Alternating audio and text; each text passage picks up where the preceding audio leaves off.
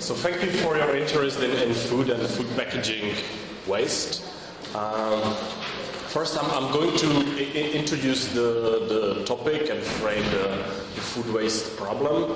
And then I'm going to provide space for Marek, Havrda and Tereza Dohnalova from MiWa, startup company, which they will introduce their creative solution to the problem. And then we will have kind of an exercise and debate together to see how do you personally see the problem, what is the problem, what could be done to change it, and so on. So if we can plunge into it. The food waste problem, I'm sure you have heard about it in your lives or in your educating careers, but do you remember how big of a problem it is in Europe and how much kilograms per person per year do we waste of edible food? Anybody want to shoot a number and say? 70? Okay. Any 28? Mm-hmm. Yeah. Do you, okay, well, who guesses it's less than 100? Raise your hands. Yeah, less than 100 kilos. And who thinks it's more than 100 kilos per year per person? Also a few guesses. Okay. But what we're talking about from the household or in general? All the food waste distributed per capita. And the numbers for the EU, it's not measured very precisely, because only in some countries we have precise data, but it's estimated that it would be more than, I think it's 105 to 120 kilos per year per person in the European Union, and slightly less in Eastern European countries. So that's kind of the size of the problem. And now, why is it a problem? We might intuitively feel that throwing away food or throwing away bread is intuitively wrong and bad, and we should not do it. But why, actually? And if we look at it from the point of view of agriculture, and if you look on Earth from sky, from top down, we see that mostly it's fields. Wherever it's possible, wherever it's arable land, which could be used for agriculture, it is used for agriculture. We cut down trees to cover all the flat areas to put fields there, to produce as much food as possible to survive. Yet, 1/3 of that food is wasted, which means that 1/3 of the fields area grows food which nobody will eat and will go to landfill or a place like that. And that is a problem because as I said, we create area for the fields by cutting down forests.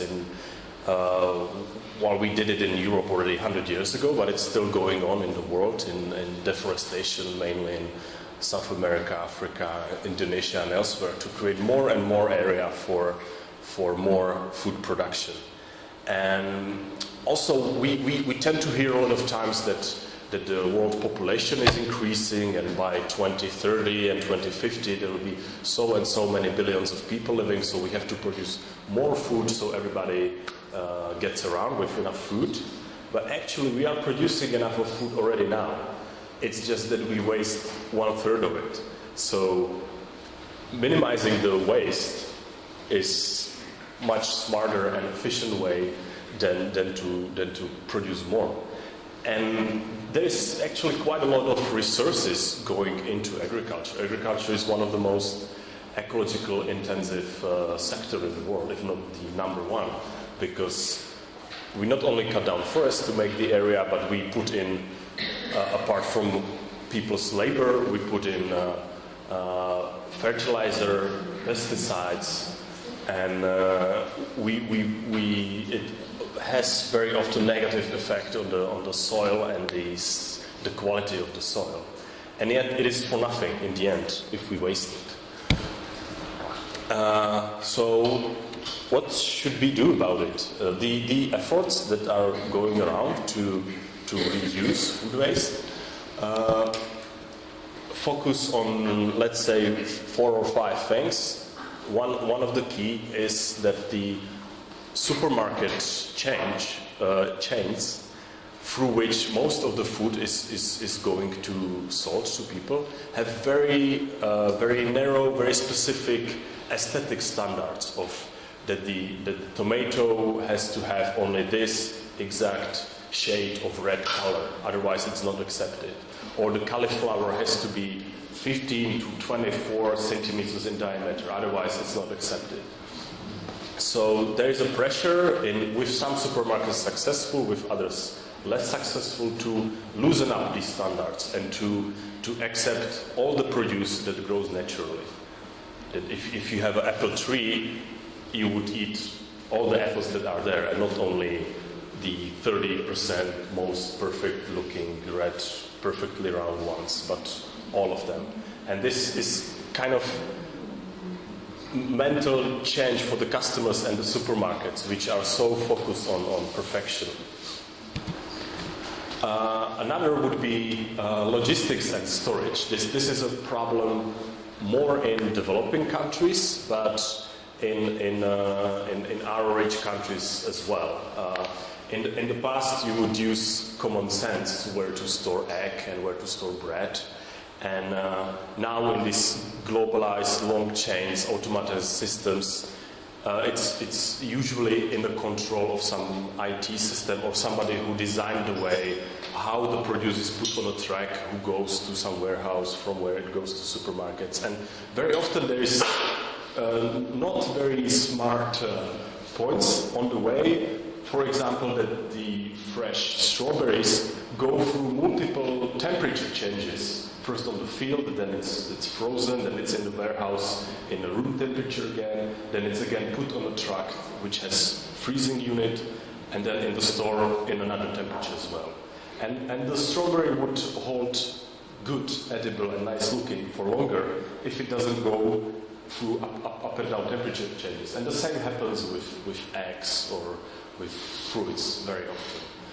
Also, I see these trucks that, because the strawberries, if we keep that example, are very easy to crush, right? So they put the crates with strawberries on the top when loading the truck. But on the top is where the freezing unit usually is. So that again makes, it saves the strawberries from being crushed from other crates with other food.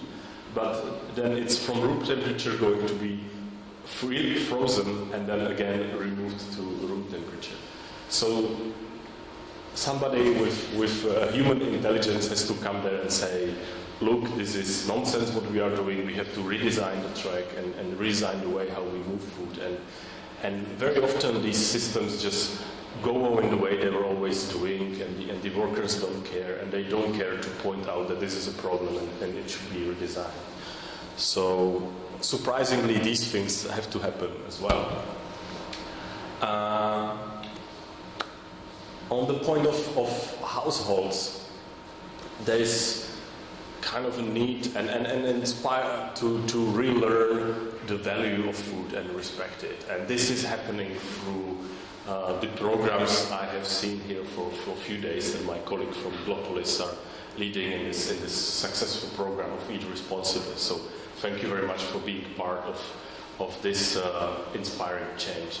And I really like the exercises of what Tereza told me, the type that the people are learned recipes from their grandmothers, which were told to them by their grandmothers, and these kind of generational learning of the value of the food, because very oftentimes people, when they think that they can afford to buy the food, that it's reasonably cheap for them. It's not such a big deal if they don't manage to eat it in time and they waste it. But as we saw, not wasting the food is actually quite an efficient way how to tackle these ecological problems. And it's inspiring to see that more and more private companies and businesses are joining in this as well.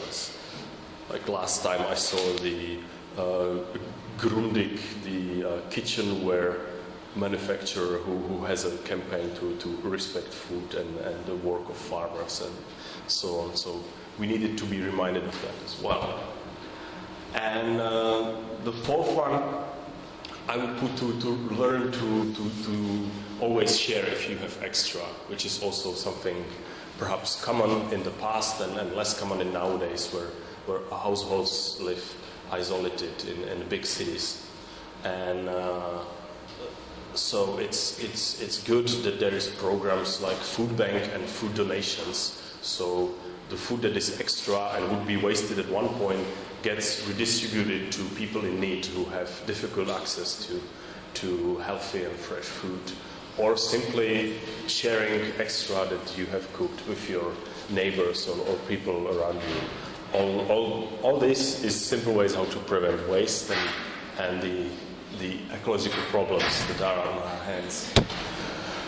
Another thing would be extra packaging. That's how the food waste problem is connected with the food packaging problem, because some supermarkets, almost all of them on almost all the products are using excessive amounts of food packaging. So by wasting this, we are not only wasting bananas that traveled from far away, but on top of that, we waste extra plastic coverage and boxes. And this is where it will feed into following presentation of MiWa. And this, I guess, is obvious to you is a problem, because these together will either end up on a landfill, which is probably the worst scenario, because you have plastic there which will never degrade, plus food which in these conditions, if it degrades without the access to air, it produces methane, which is a greenhouse gas. So not only we wasted all the ecological resources to go into growing, but also here it ends up to producing extra methane on top of that. So another reason why to avoid food waste and this happening. The other place where it would end up is plastic, is oceans, which I'm happy that the international community started to take more seriously since last year, starting programs to prevent this and to measure it, because not only we have these huge islands of plastics flowing in the ocean, but it was discovered that as the plastics break down to smaller and smaller particles, the smallest ones, so-called microplastics, are even more dangerous than it was believed in the past, as it is picked up by ocean life and distorts the ecosystem's food chain. So another problem another reason why to avoid this. So my message would be that saving food not only saves the food itself as a value and a respectable community, but it's actually quite an efficient way how to tackle climate change. So, like, you think that we have some energy efficiency solutions that here we increase efficiency 1% and here we change bulbs or change the way how trains are powered, and this will save us 2%.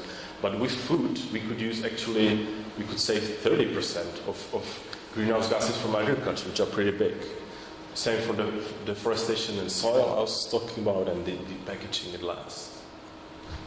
So this would be my introduction to food waste. Thank you for your attention, and now I will hand over word to Marek to talk about more in detail about that food packaging problem and the solutions he's trying to come up with. Please.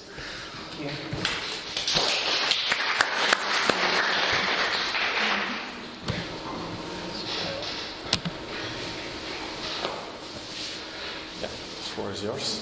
Thank you. Well, good morning, everyone. My name is Marek Havrda, and I'm here with MiWa today, this morning. But I'm wearing different hats in my life, and one of them is actually supporting modernization of education here in the country.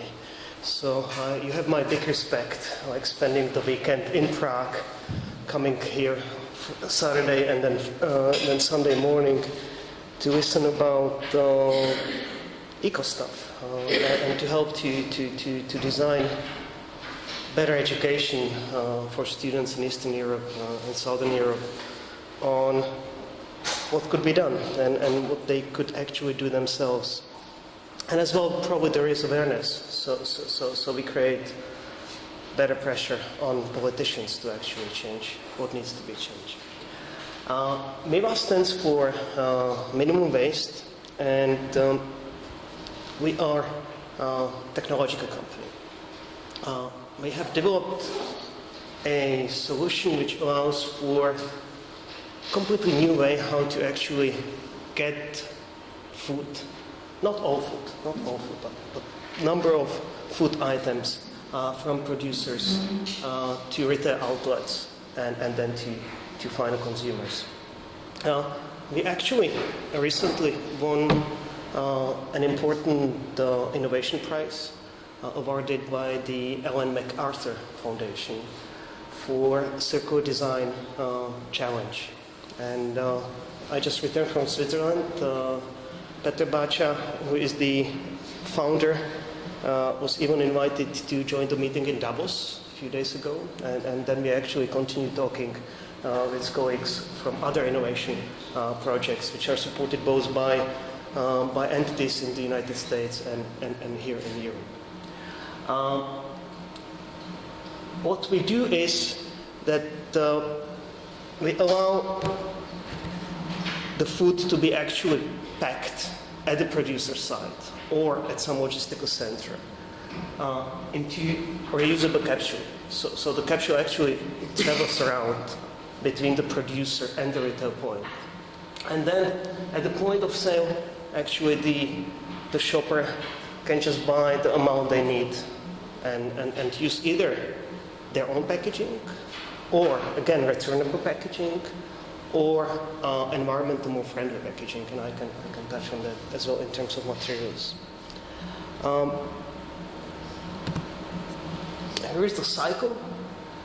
So it starts with the producer, but probably it would be more a food processing plant, where, for example, cornflakes or spaghetti or whatever is produced, and it's packed into the capsule, and then it's going through the distribution channels to the store. Then the capsule is actually returned to producers for packaging.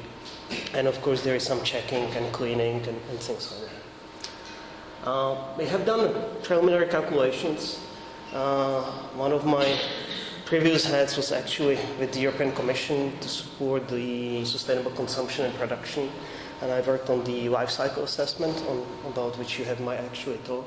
And we have done the preliminary calculations, and we see some savings there, some substantial savings both in terms of the waste, mostly the plastic waste, which is a really big problem, and I will touch upon it in just a second, but as well in terms of the greenhouse gases.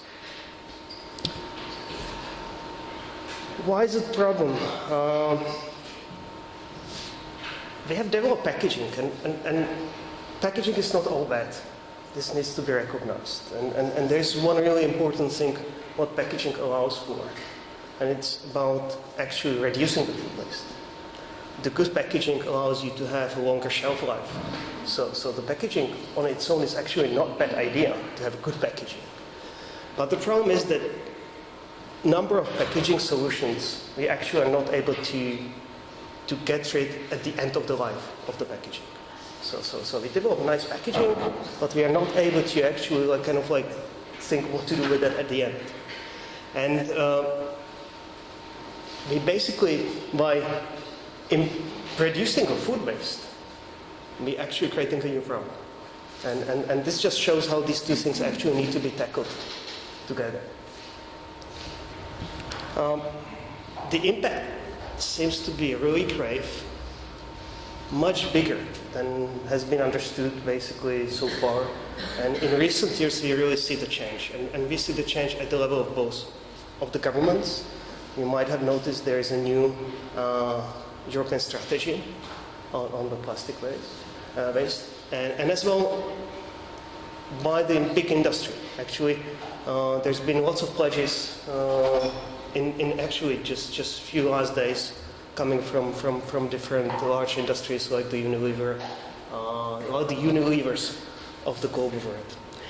And the impact is that probably you talked about that lots of this packaging waste actually ends up in the ocean. It's one thing. There are various estimates, but like one of the kind of like average estimate seems to be around 150 million tons. Would you agree, Philip? 150 million tons in the ocean of plastic waste packaging. You mean the current? Yeah, I can't confirm that number. I'm familiar with the input, the 8 million that flows in every year. 8 million seems to be flowing every year, but there's a much bigger number actually which goes into the landfill, which is not actually a small problem, because from the landfill it does not get lost. Like slowly but surely the plastics actually dissolve, and they dissolve into the microplastics, and they actually enter the environment. So from the landfills they enter, for example, the drinking water, the underground drinking water. And at the end, we have the microplastics everywhere now.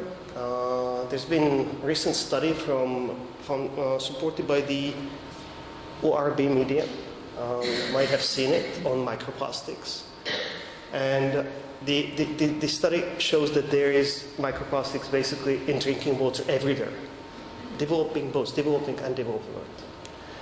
And it's really difficult to get rid. We've been thinking what we will be drinking if we don't want to drink actually microplastics.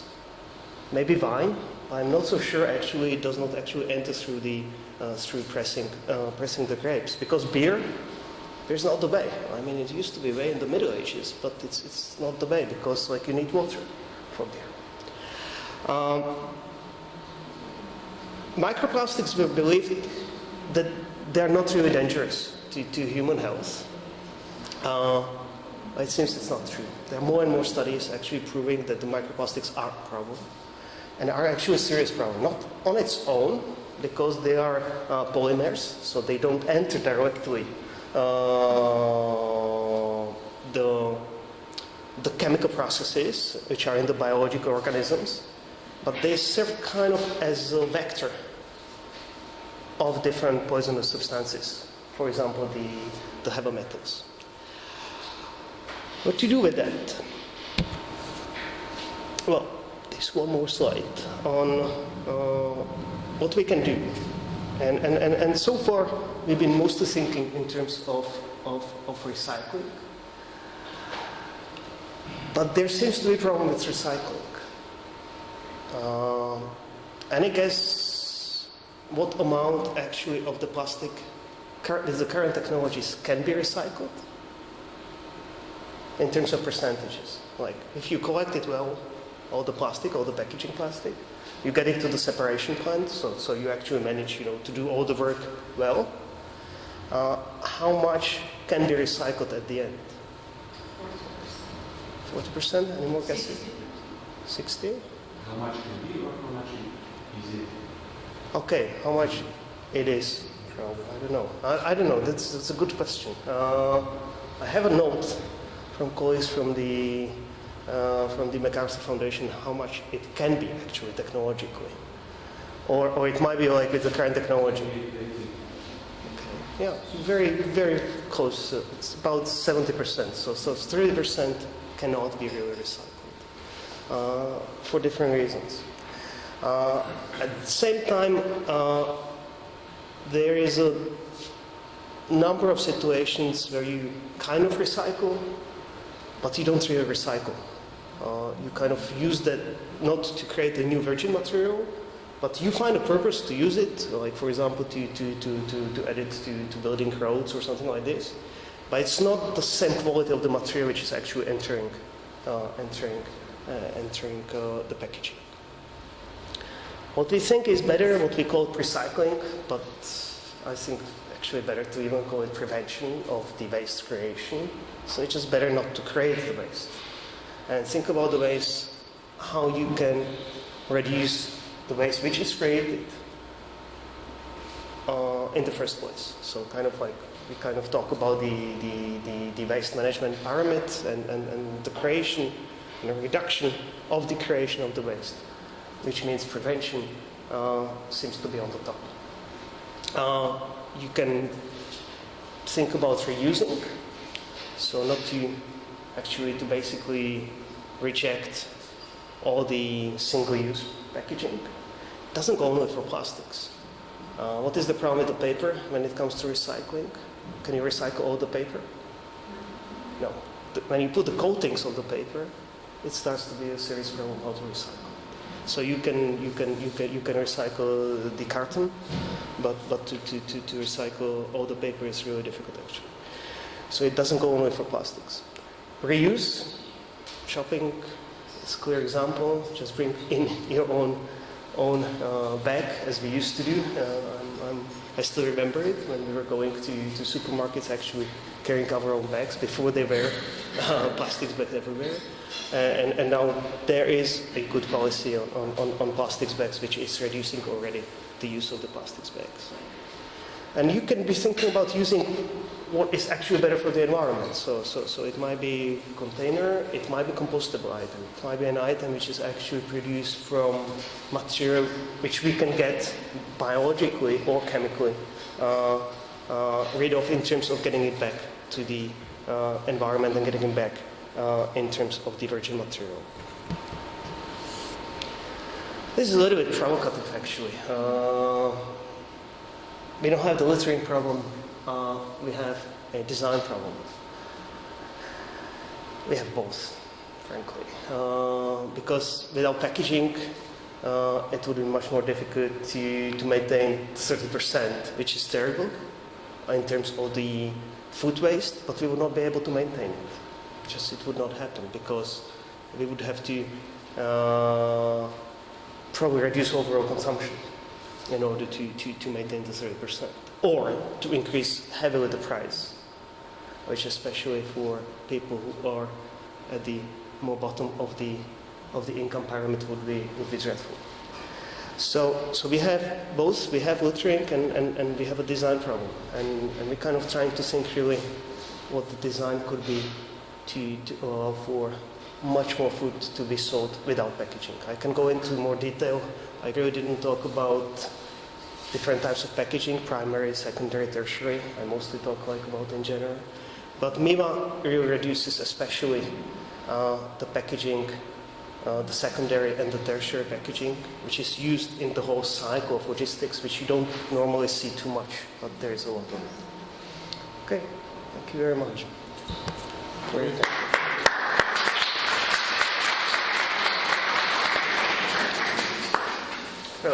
how do you want to run it now? Thank you for the presentation on design,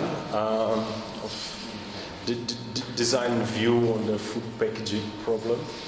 Now that you heard this introductory presentation, I would like to ask you for your opinions, how you see the problems, and we have a set of questions for that. Let me open up the right presentation. Could we first say, because we are from different countries and circumstances, and I see people from Cyprus and Croatia here, to have just a quick round to say a name and a country where we are from, to reintroduce ourselves. So I'm Filip from Czech Republic.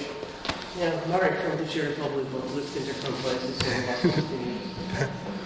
Tereza, Czech Republic. Latvia. Bring from class from the United States, from the Czech Republic. And where are you from? Jordan from Canada. Joseph from Croatia. Yeah, Catalina from Slovakia. Catalina from Slovakia. Monica from Slovakia. Grega from Slovenia. Elena, originally Russian, and living here in Czechia. Petra from Bulgaria. Andreas from Slovakia. Zuzka from Czechia. Ivana from Czechia. Maria from Czech Republic. Okay, thank you. So quite differentiated countries we have here, and also you are here as individuals with your own personal views and circumstances. So I want to say that despite we were pushing now that this is a problem and we have to minimize it and solve this, and now if I ask you, for example, question, do you waste food? Feel free to say, yes, I waste food and I don't see this as such a big problem actually, or don't feel that you have to run with us this ecological pressure line, because we want to actually see what is perceived as what is such a big problem and what solutions do we feel comfortable with. And this is the conversation that I would like to have with you now. So, do you waste food? Like, for example, I waste food sometimes. I buy vegetables that end up in my bin in the kitchen, despite I'm on full-time researching and focusing on food waste problem. It does happen in my household as well. So, I see some nodding here. Is there somebody who claims is not wasting food at all? It's zero. Yeah, you are. Maybe, I mean, the pills, for example, I know that you can go into like bigger extremes where, I don't know, you like reuse the pills in different ways and make something out of everything. So I definitely don't do that. But I don't remember when I don't know, like haven't finished my meal for a long time or when something has gone bad. Okay. Well, that's cool.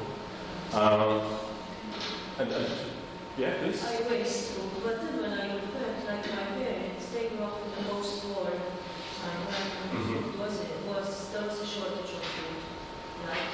And what you were saying about respecting food, they used to very use food more than we do. Yeah. We tend to take it more for granted. For them it was like a sin nearly to waste food, you know. Yeah.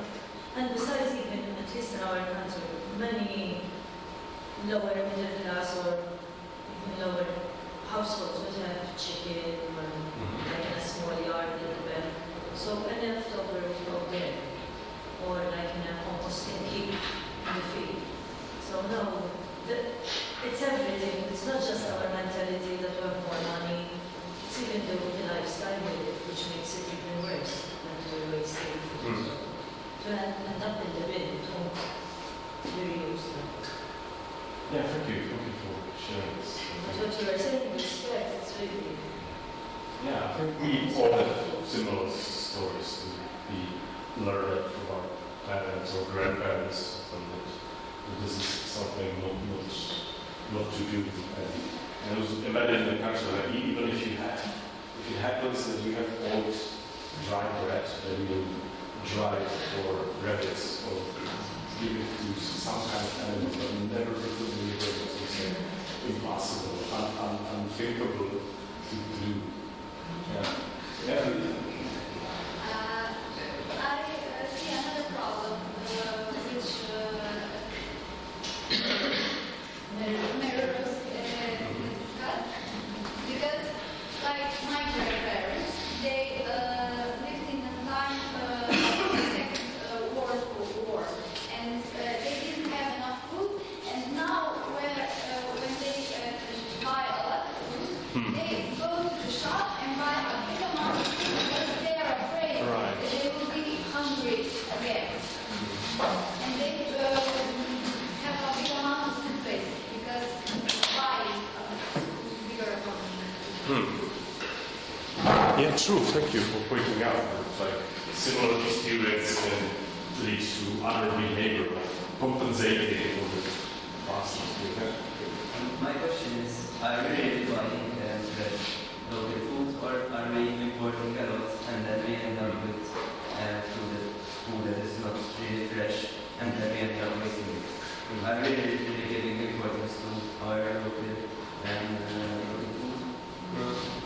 But if we rely on importation, we might end up wasting food. Yeah. Sorry, we skipped you. You were raising your hand. Please. I just want to say that for me, the problem is actually the way of life, not reducing food waste. Because if you live in a rural area, then you actually, and we actually came to the conclusion that you cannot actually avoid food waste. And it's a small town. If you live in a rural area, then you have the solution to, reuse Some use for it. Otherwise, if you live in cities, you are not offered with a proper solution. So nowhere, I think. I think that's something to work on. Wow. Your idea is quite, good idea. It should be developed. Okay, thank you. So to the question, is food waste a problem worth solving? Or should we not waste our time on that? And that there are bigger problems that need our attention and efforts to change something. Do you personally see food waste as something that is worth putting in personal effort to minimize it? Do you think is it worth it? Raise your hands. Yeah, some people. So do you think it's a problem not worth using it? That it's not efficient to put time in minimizing food waste, then we should focus on other stuff. If you think that, yeah. Nobody really. Okay. You actually opened up already a question of the import and where does the food come from? To which I wanted to ask, how do we get the food actually? Do we grow our own? Do we buy locally from our village? Do we go to supermarket change? How do we get that? So I actually, even though I think it would be best to buy local, most of my food comes from going to the supermarket and shopping there when I live in the city. Is it, for you, is it most of your shopping done in big shopping in supermarkets? Is it like that? If we have to set them there? Okay. Do you, is big part of your food coming from local produce, from local farmers? Like a mix. Okay.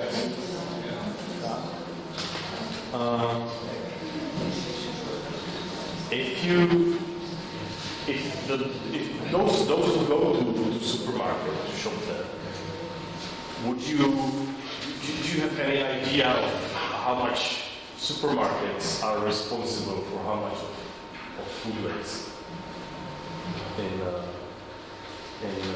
or how much they claim that it's responsible in European circumstances in the countries that we are from?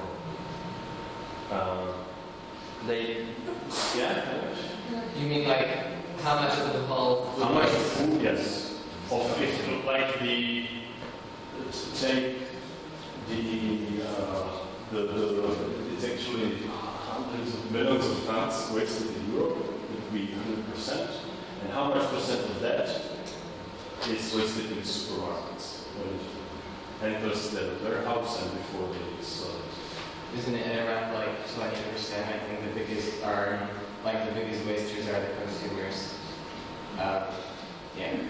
The biggest are consumers, like almost 50% is households in Europe. And there's some like 20-30% be like farmers and there's processors, producers. And for supermarkets, it's actually only a few percent which is wasted in the storehouses of supermarkets. But they are directly or indirectly responsible for a lot of waste happening in the farmers' fields. When the supermarkets refuse to take, they say this is not perfect enough, or they use their bigger, stronger business and market position to have not really fair contracts with the farmer suppliers, which allows them to refuse the produce. They say that we will buy this many tons of potatoes from you next year, so please see them and grow them. But then months later, this one week before the crop, the supermarkets say, hey, we haven't sold enough, so keep your potatoes, we don't want it, and then they pay for it. And the farmers very often end up in this situation.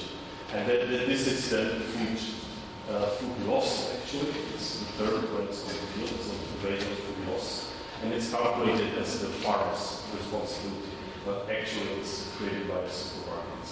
And what I want to ask now is if you, in your countries, in your city, is if you hear the practice of the supermarket, like the, I don't know, Tesco, Lidl, like is doing this or that practice. If you ever hear it from media, and if it changes your mind of which supermarket to go, because you know that they are behaving in this way. Okay, I think in Czech Republic they are forced now to cooperate with the food banks. Yeah. That's true.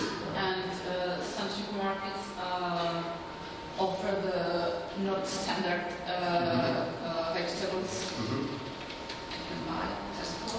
Mm-hmm. Yeah. Yeah.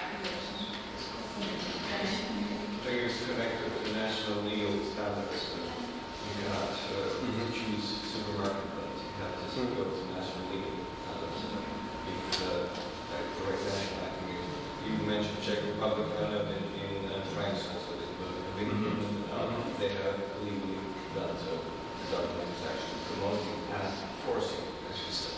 But I think it was a decision. Some supermarkets, like chains, they decided to take the not nice shaped vegetable. Just and it's not like a government decision. It's like the supermarket decided. Yeah, but sometimes it's really legally a problem. If you have extras, you organize catering or something, you have extras. So you want to donate it to the national heritage or charity organization. It's not allowed to do it because it's not standard. Also in Slovenia, we are not allowed to pass, food waste, which you can serve it to another people, to feed animals, for example. Mm-hmm. Yeah, that's.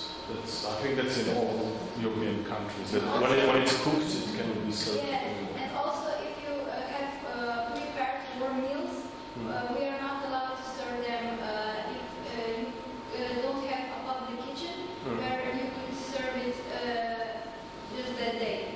Okay, and there's a lot of hygienic and legislation standards, which is then difficult for food donation and people's kitchen to go about. But I think it's good that we are from different countries to use that for the different backgrounds that you are coming from, and also with your individual minds to answer the question. If you ever decide not to go to a specific supermarket because you heard that they are treating food or food waste or food packaging waste in a bad way, has that ever happened to you? No? And the opposite, has that happened? That you would prefer some shop because you know or you have heard that they are putting an effort to be more responsible and ecological? Have you made that decision? I have a question. Please. How can you find out? Is there somewhere that says where you can see ratings for different grocery stores? Well, this is oftentimes a matter of that own supermarket's communication and media stance, or if in your country there's NGO which focuses on that problem and can provide some kind of independent messages, which in Czech Republic might be Zachráníme or Glopolis, who is doing something about it. And it's true that in the Czech Republic there is legislation to force donation, but donation of certain products only. And there's maybe 6 big supermarket chains, and each of them has quite different approach to do it. Like, one of them is really trying a lot, donating proactively even what they don't need to. They publish openly the data of how much food waste they make. They cancelled the 1+1 sales, which were putting an intense people to shop more, but then they end up wasting the household. So they cancelled this to prevent household food waste. And so this one supermarket is trying something. And even with trying little at something, it's ahead of the crowd of the others. Because the second one is donating so-and-so, and the rest 4 are not really cooperating, not doing anything. And all 6 of them are applying every year more and more strict aesthetic standards to farmers. So even though the problem of food waste was medialized quite a lot in last years in Czech Republic, many supermarkets were good in using this media wave to jump on it and to in the shops claim that we sell ugly, wonky vegetables. But at the same time, they were still asking for the perfect ones from the farmers. Only one supermarket actually has a pilot program on buying the wonky vegetables on purpose, purposefully labeling them as perfect is the brand and selling them. And it's cheaper than the other ones. So they are trying this if it didn't work out. The other supermarkets are not trying at all. So, but you have to really focus on it and listen to know this. And I wanted to ask how this is in your other countries, because I'm not familiar with the situation there. So yeah, thank you for providing answers. I got the idea it's hard for you to know, or that many of you don't go to supermarkets that much. Can I ask you, sure, what is the supermarket that offers the wonky vegetables? The only one? Yeah, I think that I can say it's Tesco. It's Tesco. Because Tesco in Britain is doing quite a lot to fight food waste, and I think they get it here as direct a message from their British headquarters to do something about it in other countries as well. In Britain they do much more, and yes. also about packaging with yeah. about everything. So here they are only starting to do something, and only with this little small effort they are a leader in this immediately. And also, yeah. Oh really? Yes. Okay. One of the good examples in Slovenia is either big retail chain either. So we have now cooperation with them for 50 years in a row on food waste. So we have joint campaign in schools and kindergartens how to reduce food waste. It's really successful. So they are also using this in their leaflets that they're sending to home to promote that they are cooperating with the schools, promoting food waste, how to decrease food waste. Okay. It's a nice initiative. They also financially support us. They are doing joint activities. Okay, sounds like a good partnership. Okay, so this is about shopping. If you go further to how about if you end up with extra food surplus and what do you do then? Do you have the rabbit to give the extra bread to, or do you freeze it, preserve it for longer? We have a person who will buy rabbages, so we put him all bread. Oh yeah, right. Cooperation, right? Cooperation. Okay. What about others? What do you do with your extra food in your household? Yeah? Today, before I came here, I had something Uh-huh. and I knew that you would not. That you are going to And I just made my own Very good. And it's very because of fish. Fish? Yes, it's bread. Okay.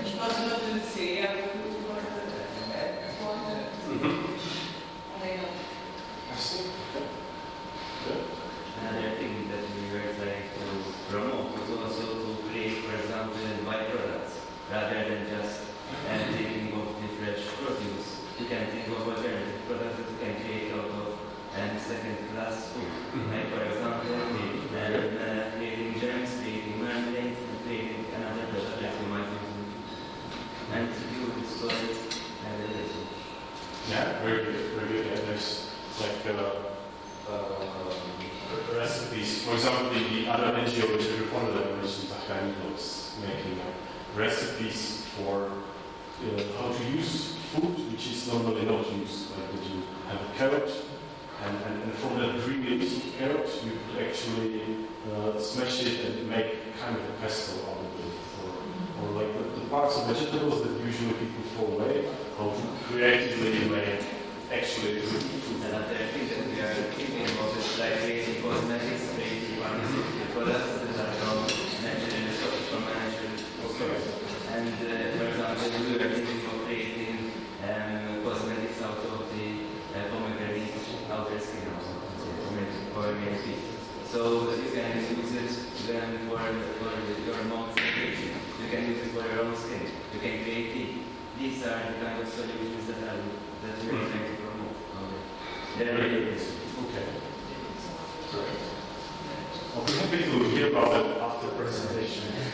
We just started because I'm a university student, we just started a Facebook group, which is all about sharing. So students, whenever they don't like something, they just post it there, and then when you talk to the person who writes, they're like, yes, I want this. So it's really easy to set up a group of like any city or anywhere and just get as many members as possible, and then it just kind of works on its own. You don't need to search for anything like it's easy fix. Okay. Okay. I want to learn what we heard here. Like, how many of you feel comfortable giving food to your neighbor around you? If you have such connection with your neighbor that you are going to conference in Prague and you have something in the fridge, so you just knock on the door and see local vegetables. So how many of you ever some hands? Okay. Almost half of you? Yes, okay.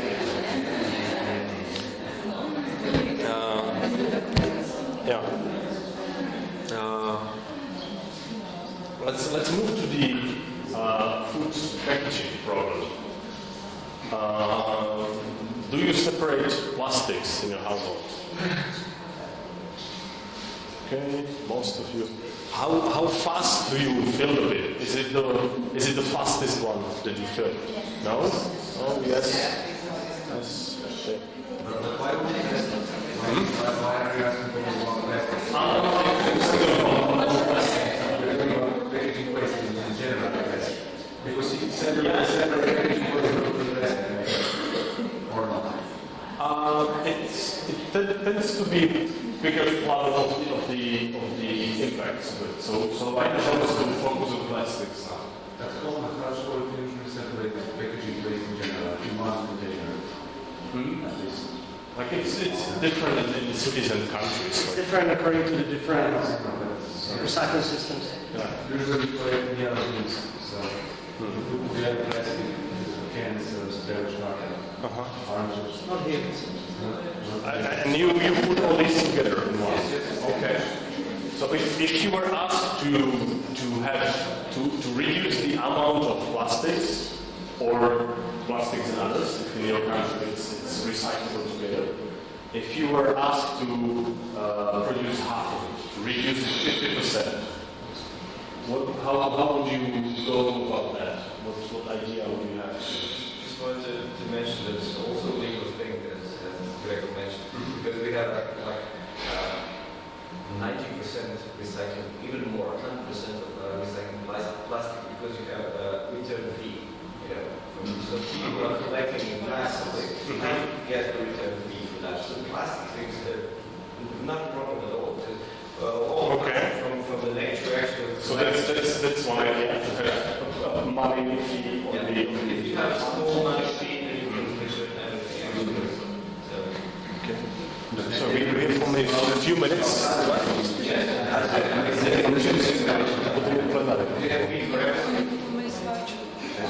Ja, takže nemůžeme přetahovat. Okay. Let's run this hypothetical. Imagine that you need to buy certain thing. In this scenario, we thought that you're going to bake something, and there is no flour in the household, so you go to a shop. And usually it's sold per 1 kilo or 2 kilo, 5 kilo bags. But you need for the bake, for the pie or something, or baking, only less, right?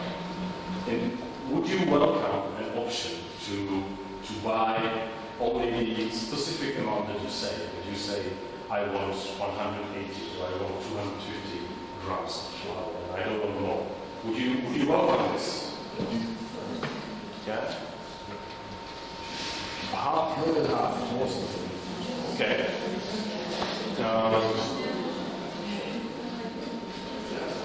I want to, and would it be, what food item would you welcome it the most? Would it be vinegar or sugar? Sugar, good idea. Okay. There's a shop where you can do Where you can actually do it? Yes. Okay. I mean, flour, nuts, raisins, spices. Do you shop there or something? Yes. And what do you shop there the most often? How many times do I shop there now? Yeah. For that place or? Yeah, like if you go to the shop, what would be the thing that you are buying every time you are? Nuts and flour, Nuts and spices. Okay. Okay. Anybody else wants to share there? I usually go to my parents or neighbors, just borrow some.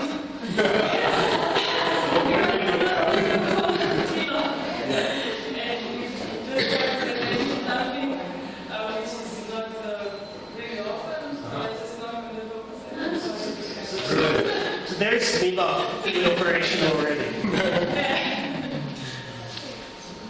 Okay, and anybody else wants to share their view on that, please? I think in Czech Republic flour, because there's so many different kinds of flour. And then you have I use one kind regularly, but then if I'm going to try to make like dumplings or something that for me is not normal to make, then I'm buying an extra bag of different kinds, and I won't use it again for 2 months. So I think anything that has many varieties, it's quite nice to be able to buy small ones. So you don't have to have a shelf full of flowers that you use once a day. Yeah. Please? For me, it's all the question would be, for example, flour is kept in the right way to stay for longer. So I would actually buy every month or every 3 months, and then it's the same flour. But then the products, like for me, for example, bread would be the product I would buy just like 2 pieces because I know I would not be at home tomorrow, so the bread will go bad or something like that. That's when I would go for like a specific amount. Or when I ordered it would be ham, for example. Like you buy 2 packages, you use this weekend and you will eat a lot, but then it's going away. Okay, so I see like the less frequent you use it, the more you will have the precise version. Okay. The sooner it goes, so like the expiration date is coming. Right. Okay, thank you very much. Let's move to the last one. Here are four types of packaging. Would you sort them from which do you think is the best and which is the worst? If you would have something packed in a package that you could actually eat, it's edible, or that could be used again, like we have, I don't know, the beer bottles often you can give back and are reused, or it's packaging that you throw to your compost and it biodegrades, or it's recycled like paper and plastics in most of places nowadays. So which one of those four do you think is the best? Just the edible? Okay. If I so is the edible the highest, the best one for everybody? Depends.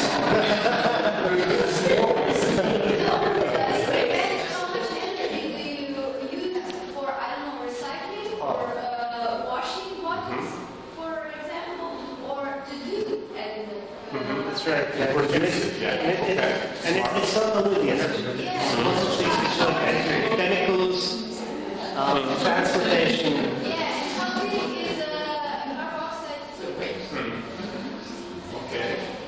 you are too smart for this exercise. Let's simplify it to say that all 4 of these packages are using the same amount of energy and chemicals that go into it. And then what would you feel is the best? The edible, the highest? What would be the second? I cannot imagine wanting to eat something. Okay, exceptions. Yeah. Because, like, is edible packaging, would it be? Would it be, like, I was watching edible packaging unless it was covered with other packaging. You eat apples. Yes, well, that's true. I showed you like interesting project, like they use a special packaging which is from seaweed, and basically it's just a fiber, so it doesn't have any energy, and it's transparent, and you can fill anything in it, and it's easy. Right? And of course, paper packaging. After you wash, Yes, but like, you would have to be able to wash it. Yeah. yeah. And but I want to eat it. Like seaweed fiber. I mean, like, this time I'm not going to eat it. This time maybe.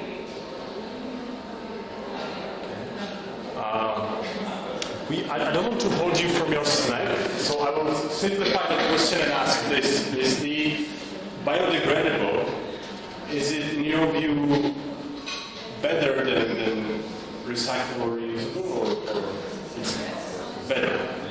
Yes? Yeah, some? That's what those Like this? Okay. Yeah, but I see that there's individual views and judgments, so that would be difficult to sort out. But if I ask you this, if you would have some kind of this packaging which is reusable, would you be actually going to shop it? Would you feel comfortable to bear in mind that you have to bring this back to the supermarket? In a similar way how you have to bring your own, or not have to, you can bring your own back to the shop, and that's like a better thing to do. Or that you bring back the beer bottles and get refunds that you have to also take the effort to bring them back. Would you do for the example of that flour, that you have to bring something of your own to get the precise amount? Will it be comfortable for you, or would you rather, I see somebody that yes, yes. I think I keep all of my like flour and things like that in glass jars. Anyways, so I buy it in a package and I take it home, open it up, pour it in the glass jar so that it will last longer. Okay. So I think it would be much easier to take it home. Bring the jar, please. Yes, so you don't have to go and like sort it all. Whereas I used to put it in the jars. That's the way to go. But I so happened because I started to go into the shops without packaging, I guess, like about half a year ago. And I think it changed a lot that happened because what I used to do is actually go to the supermarket and work. So obviously I couldn't think, or I didn't think that in the morning I need to take this and this and this because I'm already moved so you can. And now I know that I'm shopping it because it's the birthday of the week. I know that this is some kind of a tradition for me and my family, and I will actually prepare, go and go back. I will go and buy singles when it's nice weather outside. That becomes actually a nice tradition, but I think the switch isn't habits, right? Because the habit is there. Just go and shop because it's easy, affordable, and it's away home anytime. Creating the habit is the